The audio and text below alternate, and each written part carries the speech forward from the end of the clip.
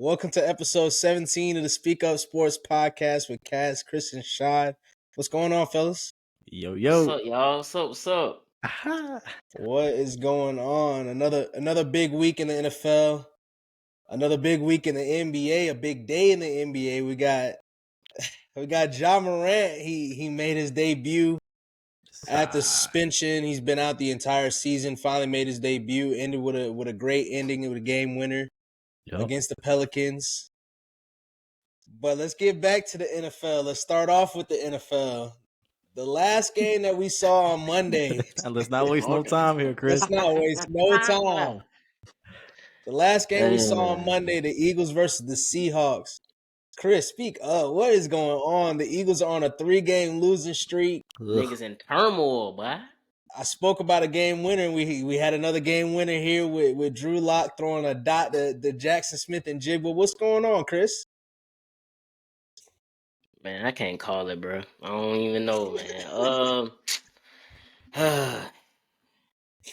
For real, I really don't know what the fuck going on with them niggas, man. It's a lot going on. If it ain't one thing, it's another, But is this just the Super Bowl hangover that just happened at the end of the season? Because that's what it seemed like to me. That's what it seemed like. Everything that most people talk about as far as hangover is happening right now. We're feeling the effects of losing 2 coordinators. We're feeling the effects of basically half the defense is not being there, and it's just we never got in a rhythm since game 1. We have never been in a rhythm. Still not in a rhythm.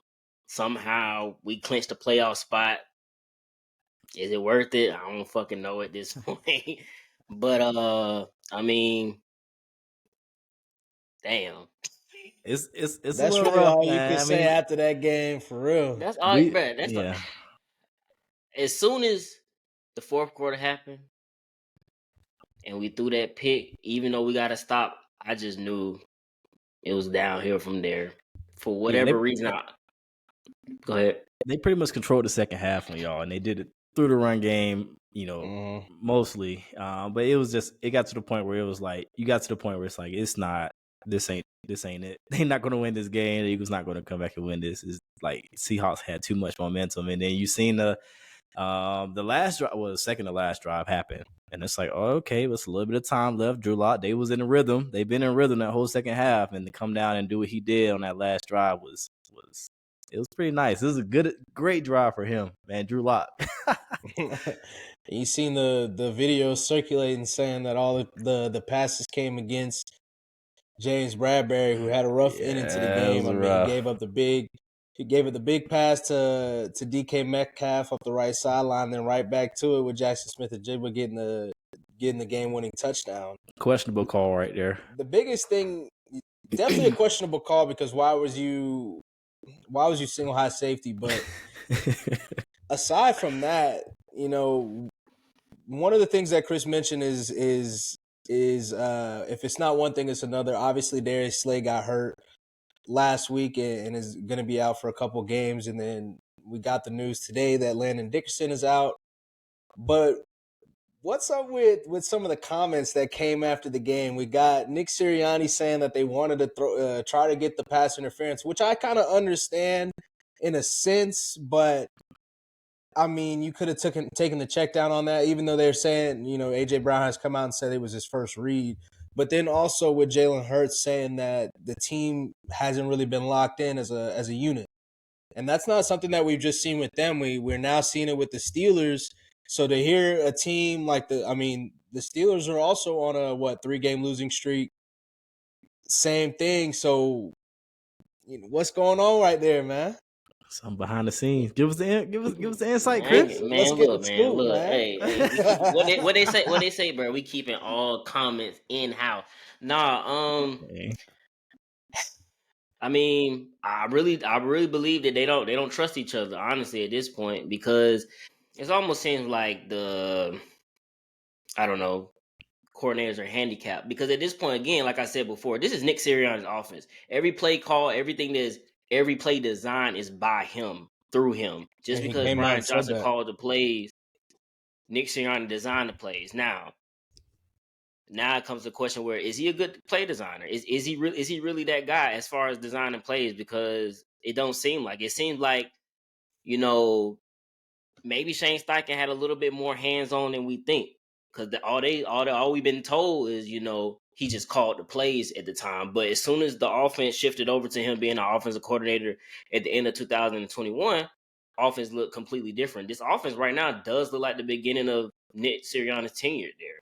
The thing about it is not to cut you off, but it's the same thing. The Eagles were running the same 3-4 plays that they're running this year. It's just that it goes to show that Shane Steichen was a just in terms of a play caller, was actually a great play caller.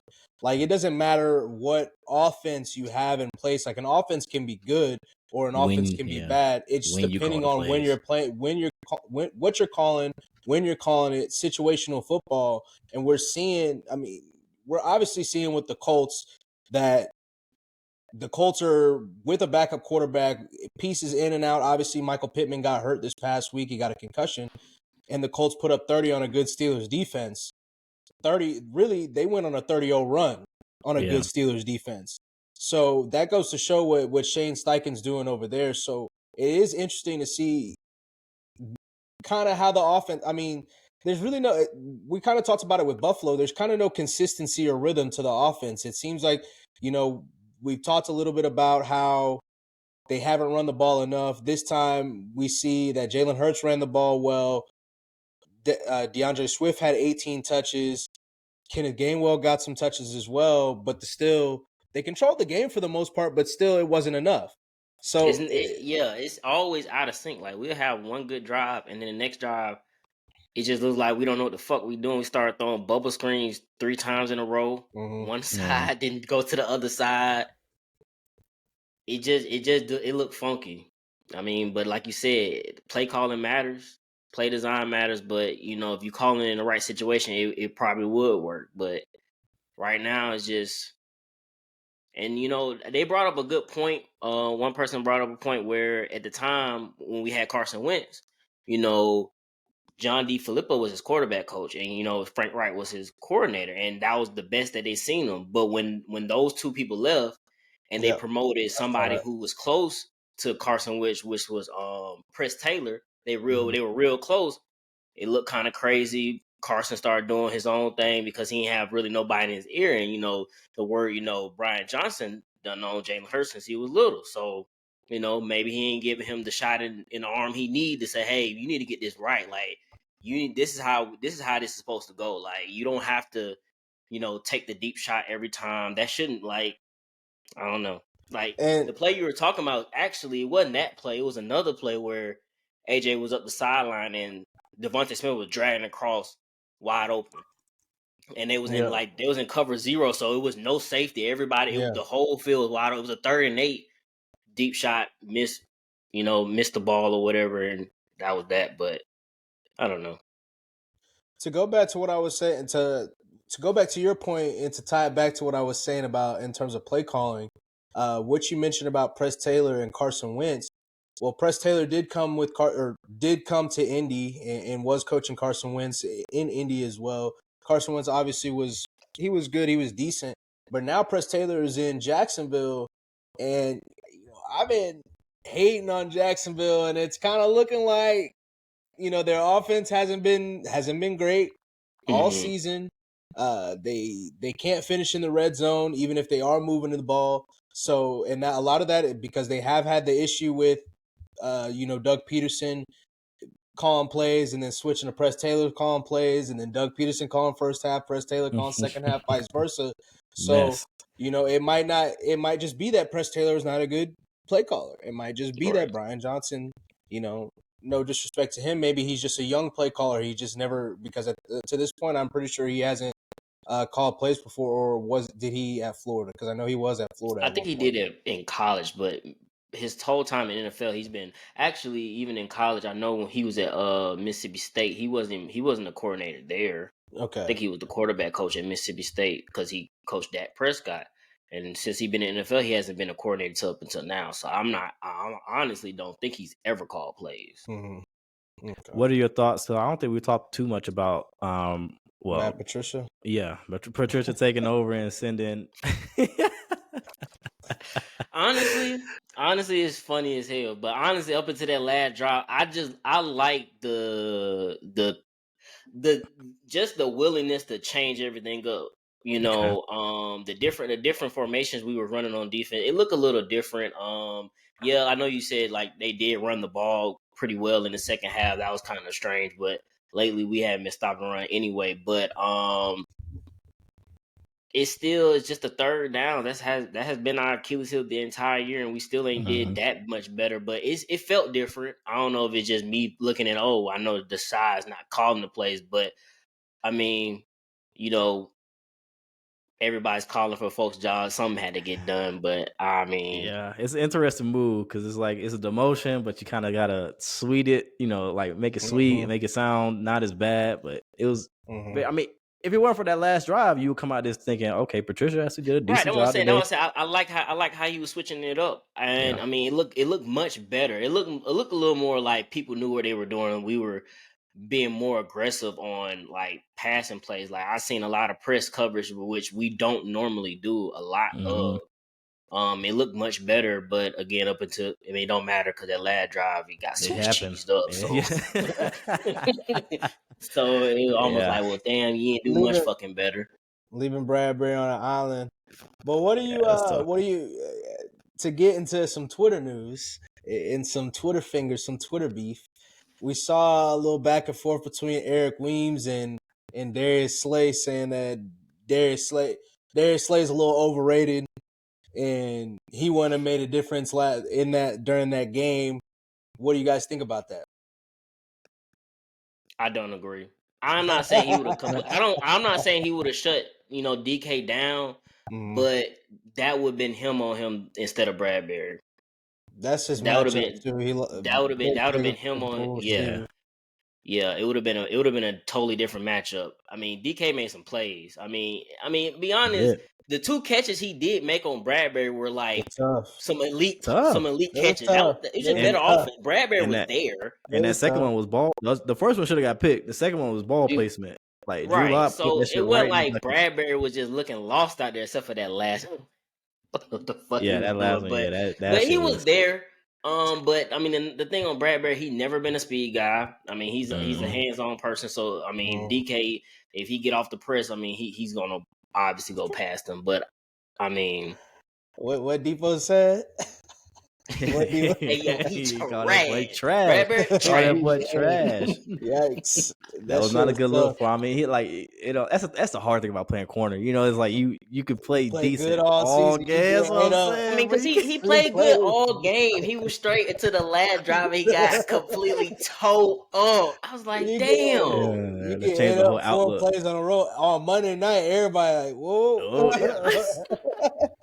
I mean, for full display, man. That shit was rough. That's rough. It is what it is. I mean, but the Eagles still 10-4. At the end of the day, they still 10-4. They have a great path to still win the division. So it's not like and I think that's another reason why we did make the change. I think that's why we made the change the time we did it, because they felt like at this point in the season, even though we should have won the game, but whatever, we got a much easier schedule to where at least the defense can get comfortable with Patricia calling the plays. And, maybe this is our get right for the next 3 weeks. I mean, that's all I can say at this point. I ain't going to say too much about the Giants because it's a division game. You never know. But you never know. Again, we might go out there and we might playing them 2 times in 3 weeks can be tough. Like that's you play the Cardinals mixed in there. Yeah. I'm calling Jonathan Gannon like, hey, bro, give us a bone, man, for real, bro. Come on, he's ready for that game. He's ready for that game. He's ready for it because they were talking shit about the Super Bowl. Yeah, he about to beat our ass. He's ready for that game. And they just put up some points on the 49ers, so it'll be interesting to watch. But on the other side, Drew Lock played a great game, man. He had 206 yards passing with the game-winning touchdown, obviously, and he obviously had the great post-game interview after, talking about his journey and whatnot. Yeah. Do you guys think that something like that gets him an opportunity next year? It gives him an opportunity to become a backup for a team that has maybe some question marks or an older QB. Why but I not? don't think he'll. Why not the Falcons? No, that's not the quarterback. That's not it. Okay. I mean, Drew Lock, but like at the end of the day, like So like Tennessee. he got dealt a bad hand to begin with, and I feel like when he was with the Broncos, like shit was not going right. I thought they gave up on him a little bit too quick for us, and you come back and look at it a couple years later, and it's like, well, yeah, maybe they should have just kept him, or maybe played it differently. Hey, we'll see. We'll see. He But kind of remind me of Ryan Fitzpatrick, because even with Denver, like when he spot starts, he does good. He really do. Even the week before, when he played against 49, he was doing pretty good. He made some plays, yeah. But when they started him consistently after they said, all right, Paxton Lynch, y'all gone, blah, blah, blah, starting consistent, that's when it's like, well, now we depending on you to make these plays, and he don't always come through. But I mean, I did like him in Denver on the few times he was actually playing. He was decent to me. He made some play. He had some swag to him. Like he was making, like niggas seen him rap young Jeezy, and now all of a sudden he got some swag to him. Yeah. He said, "Put that motherfucking shit on." That's what he said. Hey, he did put that shit on. We got disrespected by Drew Lock, bro. That shit crazy, man. They was over there cheesing, boy. Yeah. No, they were hype about that one. Good for him, though. I mean, I do think it was good for him. It does grant him another opportunity for to compete for a spot next year at least, whether that's still in Seattle or somewhere else. So, well, look into another quarterback that had a similar performance like that for a previous team and made his way to a starter, Baker Mayfield. Remember last year he had that big game, a big comeback win for the Rams, and then ended up coming to the Tampa Bay Bucks and has them in prime position to win a division this year. Yeah, he had a huge game against the Packers this week. What did y'all think about the game, man? The Tampa Bay showed up. And I mean, Baker's been playing well all season. That's the crazy part about it, because going into the season, I didn't think Baker would be playing like this, but not a lot of people did. But he's been playing very well this season, and a lot of it this season has been, they get off the slow starts, and then he kind of picks it up at the end and has some like clutch drives. We've seen that on a number of occasions this season. As recently as last week against us, but this game against the Packers, man, it was kind of like he was locked in. That's what I'm saying. It was different. And you could tell that they were like, dangerous. Let's go for this shit. You could tell it's like, yeah, we number one in the division. We got a chance right now. Like, because a few weeks ago, like when they were on that little slump, when they lost 3-4 in a row, it was looking real bleak. You know what I mean? So the comeback had a lead in the division. They got the focus on. They got a huge opportunity this week. But yeah, Baker, 381 yards, 4 touchdowns, man. Locked in. Do y'all think we sold not only Baker, but do y'all think we sold the rest of the talent short on the team? Because Chris Godwin did have 10 catches for 155 yards. Huge game. Mike Evans also had a touchdown, about 50, 60 yards. What do y'all think? Do you think that we sold the talent of the Bucks kind of short? Because I believe, I know I picked them to be pick them to be third in division. What did y'all have them as? I don't remember. I think I had them third. I mean, honestly, I admit it. I never liked Baker Mayfield. Yeah. So yeah, I know for a fact I sold them short. But I say this right here, right now. Yeah. They're gonna be a tough out in the first round. Because if they win this division and you gotta go to Tampa Bay, I ain't trying to be in that 5th seed. I'm telling you that now. Even though we beat them early in the season, I mean, they still got playmakers on the team. Like Mike Evans is still that guy. Like you just said about Chris Godwin, he's still that guy. I mean, their coach is a defensive coordinator. Their defense, they be up and down, but they still got playmakers on the defensive side. So, hey, if they keep rolling like this, they're gonna be a tough out for whoever had to play them. If I was the Eagles, if the Eagles end up in the 5th seed, that would be in my opinion, probably the worst matchup for them, because they have a stout run defense, and with the struggles in the pass game right now, that wouldn't be a team I want to mess with, especially because Baker's getting hot. What? Oh wait, you said they got a stout run defense? Yeah. Man, we put up 175 on them. I ain't trying to hit that. We can run all over them. We can run all over them if we want to.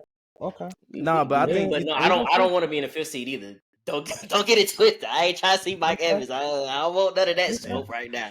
That's what like right I don't think we sold them too short. Honestly, I mean we've been questioning their run game most of the season. I know me and you have, and I mean the run game showed up in this one a little bit. Rashad White got going. I mean you just like they had the players. It's about putting it all together, and it's really on Baker. And when Baker plays like that, it's hard to beat them. I just didn't foresee Baker ever playing like this for a prolonged stretch. So right. That's what it And was. the thing about it is that the running game still hasn't really even got off to where they're breaking off 100 yards, 150 yard games. Yeah. But they continue to use him in the backfield. Obviously, they got him a big touchdown this time on a wheel route off a couple motions. But shout out to their offensive coordinator. What is it? Dave Canellis, I believe is how you pronounce his last name. He was with the Seahawks last year and was helpful in helping Geno get right and get back to it. Obviously, it might have had some ramifications for Drew Lock as well. So, Baker getting his career back in order. I mean, what would the Browns be looking like right now if they had Baker? Who knows? Who knows? But honestly, I don't know because, having Mike Evans and that definitely Chris helps. Godwin, and I mean Trey Palmer straight. Trey Palmer, they got some good talent over there, man. So we might have sold them a little short. I mean, that's a Super Bowl winning roster at the end of the day.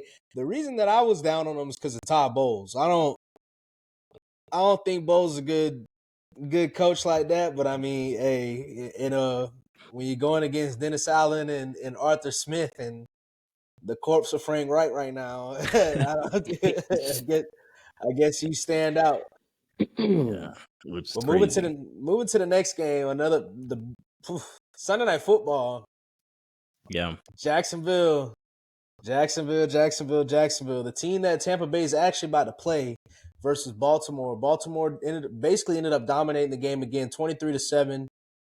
Lamar put on a fantastic MVP performance. He had almost 300 total yards, about 171 yards passing, 97 yards rushing. He was really getting whatever he wanted. Isaiah Likely had a big game. Likely, boy, get up. Get up. What y'all think of the game, man?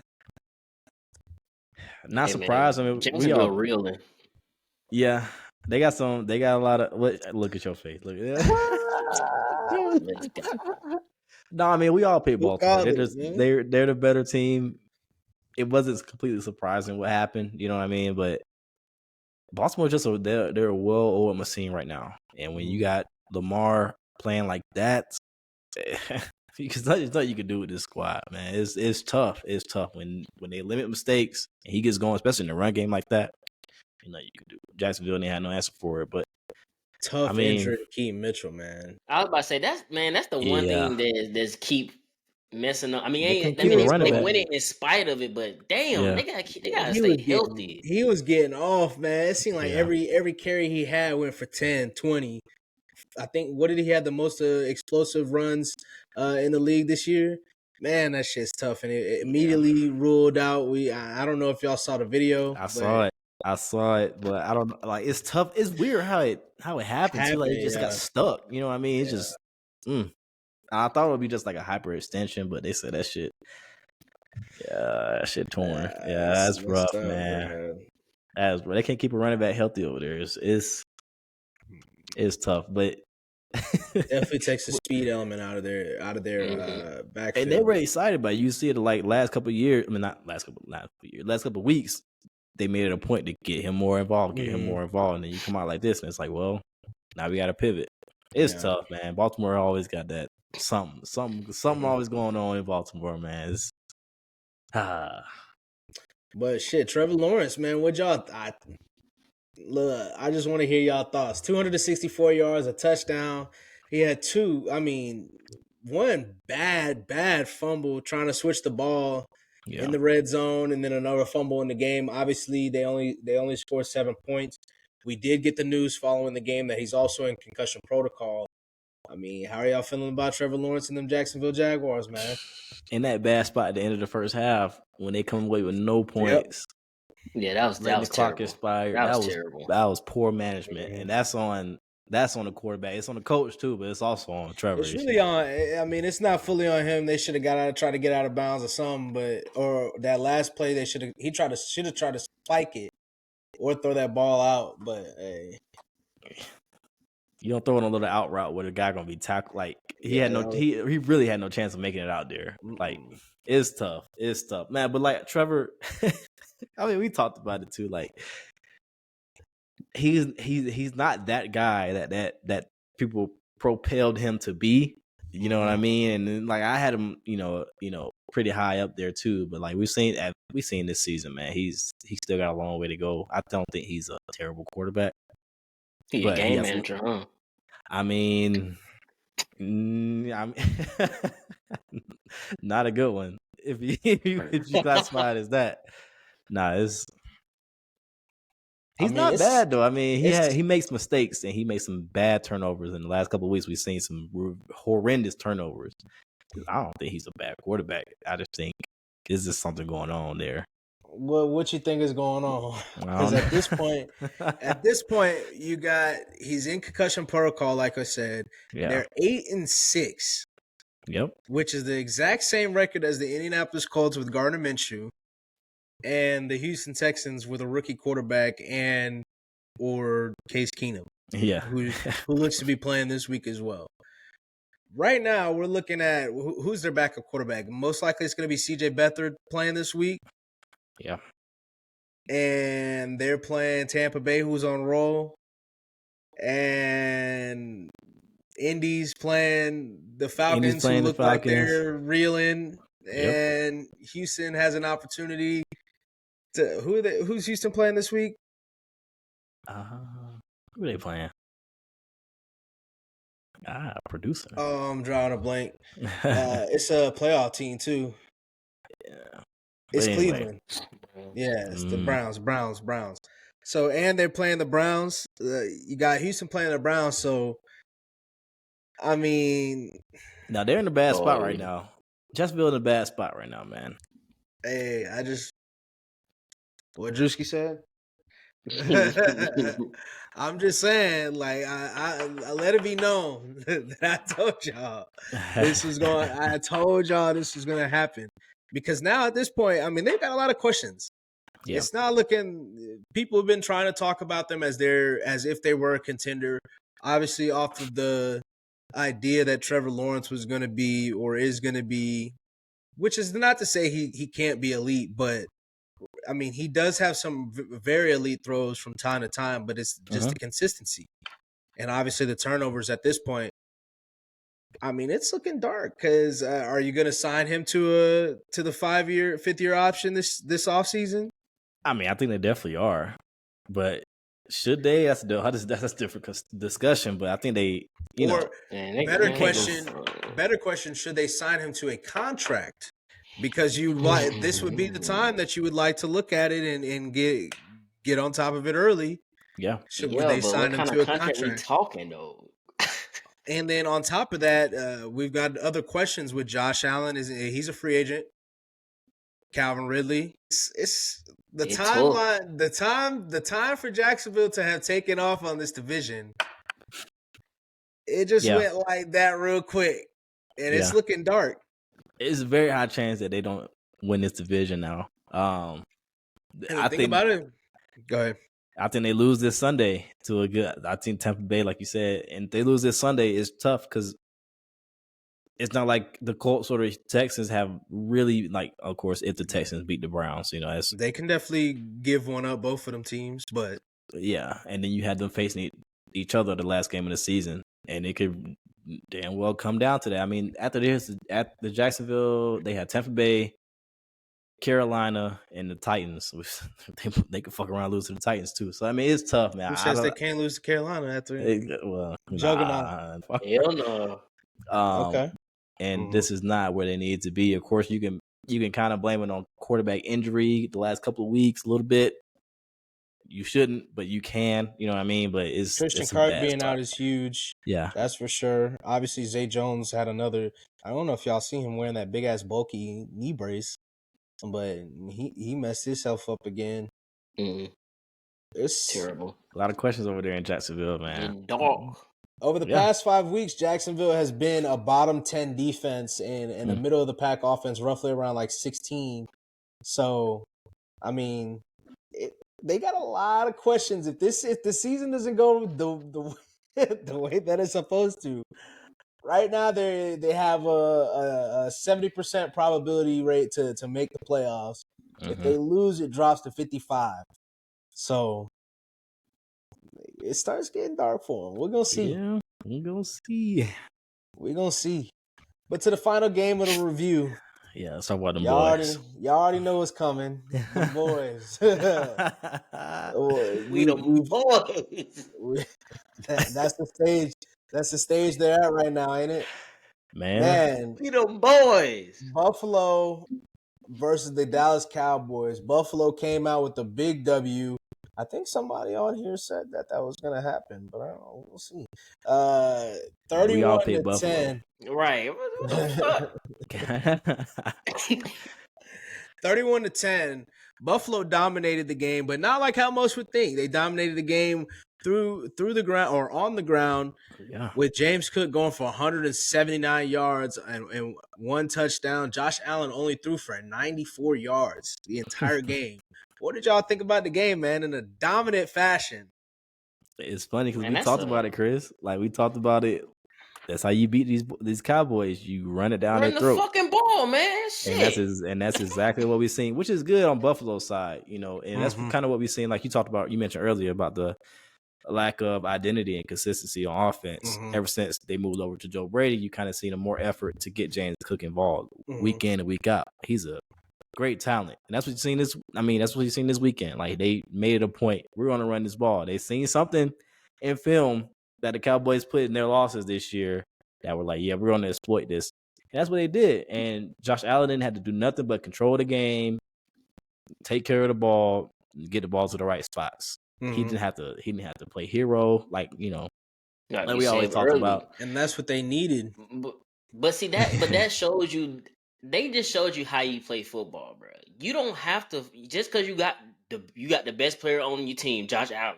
He don't have to throw it 50 fucking times to win a game. If they can't stop the run, hand the ball off. They was not stopping it at all. Like, you just, okay, he got 90 yards passing. So what? Y'all in a position where y'all have to win every game because he only got 90 yards. Now you feel like, oh, it's not justifiable. Like, no, like if they're not stopping it, like, keep doing it. Keep running it. Keep running. They wasn't trying to stop it. So following that game, looking on the other side, obviously we know James Cook dominated. And one thing I do also want to highlight is James Cook. I mean, on top of how good of a game the offensive line had blocking, I mean, his vision, the cuts that he was making, he was creating space, creating extra yardage for himself the entire game. Just a great game by him. But on the other side, Dak Prescott and his MVP campaign, what do y'all think? Does that hurt it? He had 134 yards passing, 1 interception, obviously, at the end of the game. They really didn't put up any points until the end of the game. And what do y'all think? What do y'all think about that? How do y'all feel? How do y'all feel about an MVP winning an MVP after a game like that? Yeah, it's over with. I think that shit over with. If it would have happened game like 4 or 5, just like how earlier with the San Francisco game. I mean, it did, but it got watched because he started going crazy. Well, start making plays, but it's so close to the end, you cannot have a game like that as far as trying to be MVP because that's going to be, what they say. I forgot the phrase, but anyway, basically, that's stuck in the back of your head now. It's like you're a prisoner of the moment, I should say. Yeah. I just saw that game, so I see what you just did against an elite team, a team that's desperate, a team that's trying to get in the playoffs, and you're in the playoffs, but you're trying to win a division. You need this game. You can't afford to lose a game, even though the team you're going against lost their game. If y'all both went out, you still not going to get it. So you can't afford to lose these games, and to put up. It's telling. It's like, okay, the knock on you guys is y'all can't play on the road, and it's still, showing up. Yeah, I mean, I'm kind of the same way. I think his MVP the lead was short-lived. You got to win this game. It's too big. But at the same time, I mean, like, this is also a game where we all expected him to lose. You know what I mean? Like the Cowboys they play like shit on the road. That is just what it is. And the time possession in this game was 35-24. Like he really couldn't get anything going. And that's like you got to show up in those moments. I think if you're MVP, especially in as big of a game as this is, you got to show up in those moments and produce something. But it was like they ain't even, at a certain point, it was like they couldn't even be on the same I mean, field with this team, man. and like Buffalo, we see their defense is not what they had starting the year off. They missing so many of their important players. I mean, even this game to Micah Hyde not playing, Epinesa not playing. Like you gotta make some plays. You could have still lost, 30 whatever to 17-20, but to only put up the points at the position you put it up in is like you can't come out and make that performance and expect to still be in the running for MVP. In my opinion. And that's kind of how I feel, because one of the things, obviously, no disrespect to your squad, Chris, but the Cowboys, when beating the Eagles, is not something that, to me, is like, it doesn't move me necessarily, because over his career, Dak is 31-8 versus the NFC East. So it's not like he's dominating the division so far. Obviously, the division up until now, else consistently other than Dak Prescott at the quarterback position. Right. So obviously he's been able to dominate the division for the most part. So those games don't really move me for anything. So this is really the type of game that I really wanted to see, where he's like he puts his stamp on the league, or puts a stamp on who he is as a player in this league. And he's got another game coming up this week and the week following versus Miami and the Lions. And it's going to be interesting to see how it goes, because for me, I don't think he can, unless Brock Purdy or Lamar Jackson, who Lamar might be, Lamar is my favorite. I already picked him to go. Brock Purdy obviously has the statistics, so in my opinion, he's probably going to be the one to win it. But I don't think, unless they fall back tremendously, I don't think Dak Prescott can come back at all, because that's two bad losses.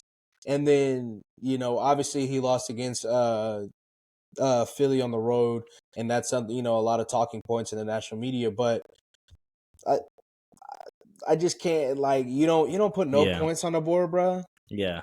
You don't put no points on the board. you the MVP, you the high flyer. They say you threw 22 touchdowns and one interception. You can't put no points on the board for real. Come on, man. Yeah, they definitely came back to earth in this one, which is the Cowboys.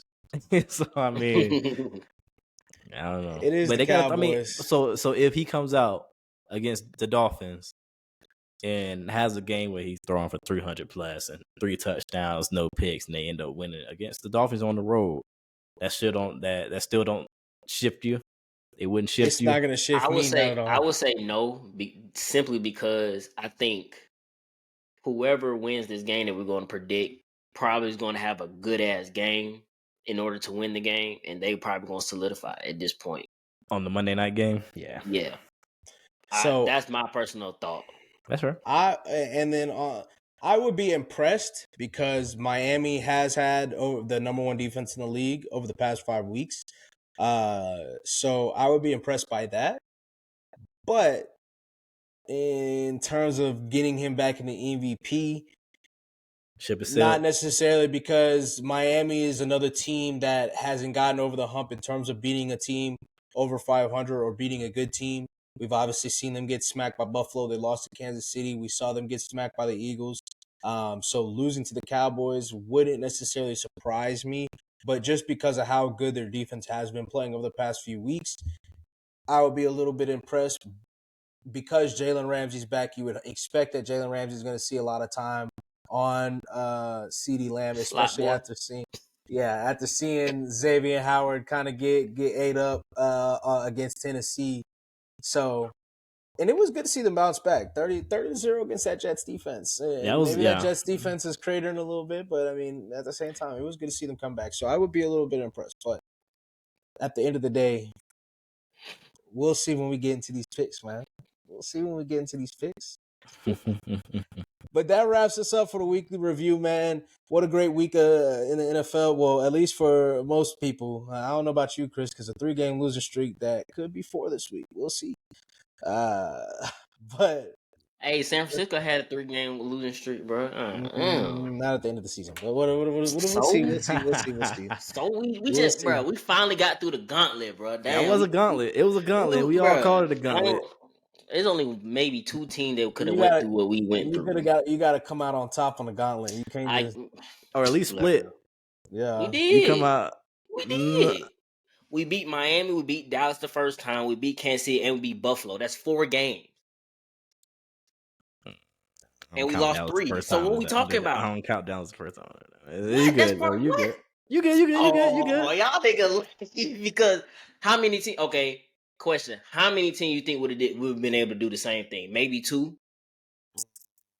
I don't know. Baltimore and San Francisco, maybe. Them the only 2, because who else could do it? I don't know, because it's not like I'm to We just saw Dallas lose against Buffalo, so we know they wouldn't been able to do it. Hold on. What I'm saying is it's not like y'all played great to beat those teams. That's the only reason I'm saying I don't know. Because I ain't say we did, but hey, and you know, I don't think highly of Kansas City either. So I just saw one of them teams, Dallas, get smacked up by a team we didn't get smacked up by. So now it's a good win against Buffalo, y'all had for sure. But and if they lose against Miami, then we beat Miami too. It's different points of the season. But we're gonna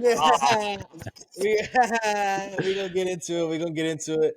But man, hopping back to the conversation, man. But yeah, they got to get back to the commercials, the jerseys, you know. But like I said, there's not really any. I feel like we used to get rivalry games like the Kobe's versus Shaqs. Yeah, we used to get. Look at it. Like first, we got Bucks Knicks, which the Knicks always get a Christmas Day game. Okay, but what?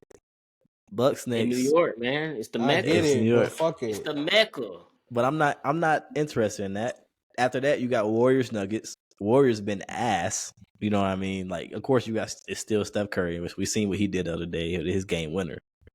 But the Warriors been ass. So it's like I have no interest in seeing that. It's tough. Celtics Lakers in the middle of the day. That's just, you know, that's your primetime game that you're booking it on. Of course, you got JT. Now you competing with the NFL. Now you compete with the NFL because that's luckily they got a terrible game at that point. So that's true too. What is that? The Raiders game? Which one is that one on it's Christmas? The Eagles. It's the Eagles and Giants play at 4:25. At 4:25. So, and then you got 76ers Heat at 8. And then you end off with the 76ers Heat don't even got. 76ers Heat don't even got smoke like that, like from playoffs. Like the Lakers and Celtics don't got so smoke like that for real. Like go Heat Bucks. You know that should have been a game. Maybe Heat Bucks. First game, start that bitch off. Yeah, bro. Like you gotta just based off of like, Lakers Nuggets. Lakers Nuggets should have definitely been one. 76ers Celtics. That should have been like that. No, I would have went Lakers Warriors. In the middle slot, I would have went Clippers Suns. Nah, Warriors can't play that Clippers Suns. Because I would have went Clippers Suns. I would have been like Nuggets Denver or some shit like that. I mean, my dumbass. Nuggets Mavericks. Mavericks. Okay, yeah. That should have been the night with the Celtics and then had the Celtics in 76ers or some shit. Or no, like we already said or 5. No, Celtics 76ers. Yeah, because that would have been. That would have been better. Yeah, that would have been a perfect slate. That would have way better. That's a perfect slate. That's a perfect slate. But no, we get this bullshit. Slate. Like, is no interest. We could even snuck Ja in there somewhere, or Ja versus Zion. Which I do want to say, which we are going to talk about Ja in a minute. Great scheduling on the NBA part for making that 26 game. Ja versus Zion. That game last night was amazing, man. It was good to see him come back. Yeah, but man, they fucked that up, man. But yeah, we can go ahead and get into it, man. The return of Ja Wick, the return of the menace. Big Yeah, Wolf, all the above, gang man. banging, boy. And man, it was good to see Ja come back, man. What a great game winner against the Pelicans. Ja versus Zion. Ja goes for 34, 6, and 8. He was clearly winded at the end of the game, but he pushed through. He said he a dog. Kept the And receipts, he kept them which I don't really receipts. know. We'll see. But no, it was 34 points, Yeah, game winner, man. And beginning of the game, it was looking like they were about to get blown out. blown out. This Grizzlies team is just. I mean, you do got Marcus Smart. He's injured. That he's supposed to be coming back soon. But at the end of the day, man, they're 7-19. They're missed bottom Dylan feeding Brooks. in the West. When you're 12 games under 500, that's a long way to go for a team that's really not that good. They probably should have lost last night, but he went on his heroics in the third and fourth, really. But I mean, it's good to see Ja back. Hopefully, he keeps it, keeps his head steady. Don't do the dumb shit. Everybody's saying I that. hope he realized. Like, I hope he just takes this in. Like, how much the world is talking about him. Like, you coming back. Like, how much you mean to the NBA. Like, Yeah. excitement wise. Like, I hope he just soak it in. Just realize, like, damn, like, I am somebody here. There's like, 2 ways he can do it though. It could be like that, or he can go the I'm invincible route. This is what I do. Nah, I'm he him. don't Like, need to do yeah, that. yeah. So how do y'all feel about that? So like, not obviously, we've heard all the talk about and the different things that's been said about Ja. We've all said our things about Ja, in a joking manner, in a serious manner. What do y'all think? How do y'all feel about the league just in general in terms of imposing themselves on the world outside of basketball? Because I mean, technically it is outside of basketball. Obviously, technically it is still a branding thing where look, these people are looking up to you XYZ and how you're representing the league. Where do you guys think the line should be where it's, too far overstepping for the league and all right, bro, you tripping?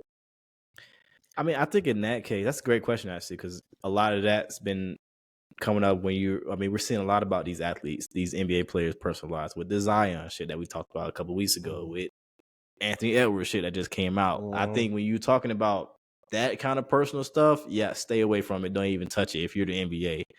But it is all about image. And the stuff with Zion and Anthony Edwards, it does impact your image in a way, but it's just it's so messy to the point where you don't even want to get caught up in relationship shit. But on Ja's hand, when you're talking about stuff that he's doing to himself, self-inflicted shit, where he got the gun and stuff, I think that's where you draw the line when you talk about whether it's self-inflicted or whether it's a lot of pieces that play relationship-wise. You don't want to touch that. So that's kind of where I draw the line. Like, so why? I mean, and Chris, you can answer this one. Why do y'all think? Because obviously, and this happens, I would say, just in general in our community, where we're like, they're going too hard on XYZ, because obviously we know like Ja ain't out here really, he ain't out here shooting at nobody. yeah. But and we see people doing it. We might see people doing it on social medias, but as him as an NBA player, it's a little different. So why do you feel the NBA is justified in doing so? Because technically it isn't that bad. Or do you guys think the NBA is justified in doing so? I don't know, because like Obviously, Cass said, yeah. it's the branding, and it's one of them things where it's just like, well, shit, it sucks, but that's just one of the things you just gotta know not to do. I mean, just don't do it. Fuck it, just don't do it. But I don't think they're justified in doing it, because, in my opinion, let's just say that happened, right? You see Ja at the strip club or whatever. You see he brandishing a gun or whatever. Ain't nothing else come out of it. He didn't go shoot nobody. It didn't go find out that he went drunk and drunk driving, DUI. We seen they people get that all a lot, and they still eventually play or whatever. But I mean, I just feel like it's one of them imposing their will. But in my opinion, if he didn't get no suspension, it don't hurt their brand. It really does not hurt their brand at all. I don't think nothing would have happened if we saw that, and that was end all be all, whatever the case may be. We saw the video. I don't think their ratings would have went down. I don't think that would have affected them, in my opinion, for them to treat it the way they did. So I have a follow-up. I have two follow-up questions. I forgot my first one. So first of all, do you think that they because you, as you mentioned, you feel like it's not necessarily justified and they wouldn't have lost ratings. So do you think that, how do I want to phrase this? Do you think that they were doing it more? Sorry, do you think that they were doing it more so to protect Ja from himself because they're like, hey, you are somebody that can be the face of this NBA, and if we don't get you to see that, do you think from that perspective where it's like, hey, LeBron's leaving, LeBron is gone, and Steph is gone. Steph obviously can carry it a little bit. KD, he's out the question. I don't think he can carry it being the face of the NBA. We've talked a little bit about Giannis and that, and how they were looking for Ant to kind of do it, and maybe honestly, I feel like the time for JT might have passed too, because it just seems like they don't want him, even though he is a Celtic. But the timing of Ant, obviously with the USA this past summer, and everything that was going on with Ja, and everything that was going on with Zion, it makes it kind of, because even if we think about it now, why would Zion didn't have to come out with a statement with his trials and tribulations, but Ant did immediately. Yeah. Because the reasoning, Ant's abortion is a big topic in the world. Okay. Yeah. Zion mess with an OnlyFans chick is just some shit that NBA shit happens in NBA. But I think the Zion thing, I think the Ja thing is interesting because I want to say that is what you said is correct, but it's also because they might have felt like he played them because it happened one time and then he went through whatever he did just for it to happen again. Yeah. And it's like, okay, so now you're not getting what we're trying to tell you. So now we got to come down on you. So it's a twofold thing. But I do agree that maybe it does have something to do with, like, people love Ja. People like the young excitement he players, brings to the game. young people players, especially. right? And if he's brandishing weapons, they might in their mind like, what is he actually doing? What we don't see. So, I think that's a lot of that too, and there's a lot of stuff that they were hearing. A lot of rumors have been going around about Ja the last couple of years about the shit that he's been into. I mean, we see he has a court thing going on where he punched the 17-year-old, like all this little stuff, like what happened in the mall that day with your mom, like all that stuff happening. It's like, I think that 25 game wasn't just about that moment. It was accumulation of shit that led up to that. So I think all that went into it. I mean, it's tough though. I get what you're saying, like, Chris, as far as like you don't think it's like justified, but I'm also on the side where the NBA they can honestly do whatever they want to do. So I want to ask you this question because I want to because it has to do with that, and I want to see where we take it from here. So we talked a little bit about how the NFL kind of dominates the TV. NFL dominates television, but the NBA dominates the social worlds. Do you think because the NBA dominates the social worlds and because the NBA has such a following on socials and Twitter, do you think that they are now making it a point to respond to that stuff on Twitter? Because obviously we did see Josh Giddey stuff. We haven't talked too much about it, but the Josh Giddey stuff, that started from a Twitter rumor. The Zion stuff obviously started from Twitter. Obviously the Josh stuff was Instagram. And then Ant, it obviously started off Instagram and then made its rounds through Twitter. Yeah. So do you think that they are coming out and like saying stuff as number one, a validation of their fan base on socials, and then number two, because they feel like they have to, or do you think like that's not really a factor? It's almost like they do have to. It's a double-edged sword. They are, in charge of the, just the social media in general. And so, like we said before, they are more out there as far as more NBA players are more known in general by the general public than NFL players. Like, we can even talk about the Ime Udoka situation. Everybody in the world had a comment on that, but I bet you could go ask a random person, they probably wouldn't know what the hell Dan Snyder had going on. Yeah. But that was something that was serious in the NFL. But a Yeah. lot of people don't know, but they know about the Ime Udoka. So yeah, it's They one. made us That's try. that's probably the biggest issue, and that probably does make sense for them to treat it that way. It's like, okay, we're dominating social media. That's how we're getting our branding, but we can't We just have to let our validate NBA this. players out here. But then it makes you question, like, no, y'all ain't said shit about Zion. That situation is crazy. Even though Yeah. it ain't nothing really that bad, some typical shit that might happen in general, but it's still like And she's still going too. that girl crazy. That's She's they going. probably didn't. They probably because they probably asked him, and they were probably like, "Yo, he's probably like, Brian, no, she tripping." And but Ant was like, "Nah, that shit." That Nah, was 100% I it. I don't know. I don't know. But I mean, that's just interesting to think about because I mean, it does bring a little validation to their fan base and on socials. And then I mean, obviously the Ant stuff has made its round. So imagine how many people start tagging on and paying attention to it. Like, everybody's saying send a video or everybody's saying whatever bullshit he was saying in that text message. So it's I can definitely only interesting. imagine all the like just abortion rights activists and stuff like that Oh probably yeah, if it hasn't jamming up picked the up on NBA them and yet, everything, right? coming Yeah. soon. That's another reason why, as you said, that's why he said something. But switch to the final topic, man. We heard Shaq last night, and ironically, it's from back-to-back games. We saw the big game from Ja, then we saw the big game from Steph against Chris's Celtics. He just had a tough week, tough week. But Crazy. Steph hit a crazy 3-pointer to close the game out against the Celtics to make them go up 4.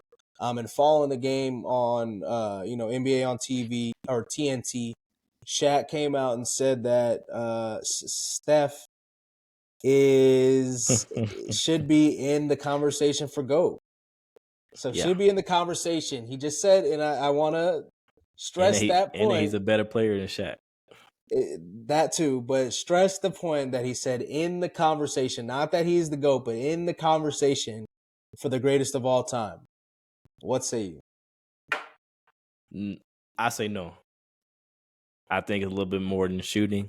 I know he has a lot to his game offensively, but I seen him get picked on, subbed out late in games on the defensive end, and I think, I think if you're talking about greatest of all time, you gotta have that. You gotta have a more well-rounded game. I get he's the greatest shooter of all time, yes, but greatest of all time when you get subbed out in big moments on defense, where that's the moment where you look at for the greatest of all time to step up on those ends too. That's why I can't put him there personally. And I think, this is another topic too, but I'll go ahead and let y'all answer it first. I think if somebody wants to have the conversation, it can definitely be had. It's just because he is their dynasty. Like the simple fact that, but then you also got to throw in, KD came and saved them. That is probably the most damning part of the situation And I because if mean, he didn't come, he we say didn't. that in jest, but we don't even have to get disrespectful with it like that. Just saying, like, KD came, like that's just not something you can't just it ignore happened. that. Like it happened, yeah. But Yeah. yeah, finish what So you were saying, Chris. no, but I mean that's pretty much like I think if KD didn't come, you can make the argument that would they have ever made another finals again? You know what I'm saying? Because that might have prompted Bron to stay in Cleveland. He might not even left. Yeah. Well, so I still think you can have the conversation if you want to, but it can be dismissed at the same time. Greatest shooter of I ain't all having a time ever conversation. made. That is undisputed. You can't. That's just what it is. But as far as the GOAT, like it's just the things that Braun did, things that Jordan did. Those things, it's just different. I mean, Mm-hmm. Braun is just the case that he's still playing right now is like some shit that even though shooting is different from what he does, I just think that his longevity just changes everything about what's going on. Talking about Jordan doing something where he has never lost the finals. You know what I'm saying? Just coming in the league straight up dominating when he came in the league. Steph didn't come in the league straight up dominating. He had some bad years coming in the league. I mean, he was injured too, but still though, it's like you can nitpick, you can have the conversation, but ultimately, nah. I mean, yeah, and I just find it interesting. Obviously, I don't think that well, not obviously. I'm gonna say straight up, no. I wouldn't even. Steph's not even in my personal top 10. And I just think it's crazy how quickly the conversation has like changed for Steph because, obviously he won another championship and that gives you another notch. So like it's not to say it's crazy that the conversation went like that, but people have been saying for the past few years that KD was the best player in the world. KD was this, that, and the third, blah, blah, blah. KD came and saved Steph's legacy, blah, blah, blah. They obviously went on to win another championship, and now it's all of a sudden Steph just like jumped into the greatest of all time. And I just think it's funny in comparison to LeBron, where it was like it just felt like it feels like every time LeBron does something, it's like, oh well, the goalposts get moved. It's just like something new. Because I mean, and Steph is he's only 34 in points right now. Obviously, that's gonna change in some point. He's a 4-time champion, 1-time Finals MVP, 2-time MVP. Are we even saying that he's better than Magic? Like we're saying, Shaq said that he's better than them. I know Shaq just be talking his shit, but like Shaq do just be talking. But no, I don't have Steph over Shaq on any list, on any kind of list. Like, I don't know. I don't know about that. Again, I just think it's the prisoner of the moment. That's he just exactly went what off. that was. He just went off this game, and it's even funnier that it's like the how bad the Warriors are right now that he would say something like that, and it's just but it's interesting. I mean, it's definitely an interesting conversation because it's just funny how it shifted from KD to Steph so quickly. Like KD's just completely, people still give KD their love, but it's like almost like KD's completely fallen out of grace after the past few years. Wash. Hey, they did just take a tough loss. I ain't gonna say nothing. No, but if they were down 1 point, I will say this though, because front runners. If they were down a point instead of up a point, he's not making that shot. That's why I think. I'm just saying, like I said, I think it's just a prisoner moment because they were down 11 points in the fourth quarter. Like the Celtics took care of business and beat them. This wouldn't even been a conversation. It wouldn't have been he's the GOAT. It wouldn't have been nothing like that. Now he had an amazing game, yeah, but watch the next game. The game before that, he missed all his threes. So it's like, I mean, he is the best shooter ever. Sure, yes, there's no argument with that. But let's not get crazy. Let's just leave it at that. Okay. Yes, what they say is levels to this. There are levels to it. Glad to hear y'all head on straight. I mean, I seen this man get subbed out, playoff big finals games, end of the game. I'm not going like, no, you the greatest all time. You're not getting subbed out like that, bro. You better muscle up, play some defense. But yeah, you gotta muscle up, man. But nah, let's hear. You tried to hint at something else. What other topic you got to say, Cass? No, that's what I was gonna talk about. Oh, them being front runners, him being a front runner, and how that shot. I'm telling you, if they were down 1 point or more, it's different. I've seen it too many times. Steph is great, but and then and then I don't know. I'm about to get mad. I'm about to start. They was talking about LeBron in this Maverick series. They've been talking about this shit since for the past 6,000 days. Every day it seems like, goddamn, we're gonna talk about Steph giving up a 3-1 lead. We're gonna talk about when KD. Everybody said that the Warriors were so dominant, and if Steph's the GOAT, when KD got hurt against the Raptors, they went down the window real quick. I mean, and people don't even want to talk about it, but the first team that gave up 3-1 lead was the Thunder. Yeah. Had they beat the Warriors that series, we don't know they should have. Right. We don't know what would have happened with the Warriors, but I mean, it's a lot of what ifs because what if the Warriors traded Klay Thompson for Kevin Love? Yeah. What if Kevin Love and Kyrie never got hurt? Do we even see Steph or Klay? We probably don't see Steph in KD for sure. We probably never. Klay and Steph probably get broken up at some point. It's interesting. There's a lot of what ifs for the GOAT. LeBron might be sitting down. Anyway. All right, y'all. I mean, we can get into it. I mean, that's facts, though. I mean, again, if That's a KD lot never of what came, bro, what if man, would have made another one, another another one. two, maybe. And shit, Hey. go. Man, Steph we is great, though. appreciate Steph is y'all, great, though. man. We appreciate y'all catching up with us again. We'll catch y'all next week as we usually do. We'll see y'all. Merry Christmas. Happy holidays, y'all. Yes, Happy sir. holidays.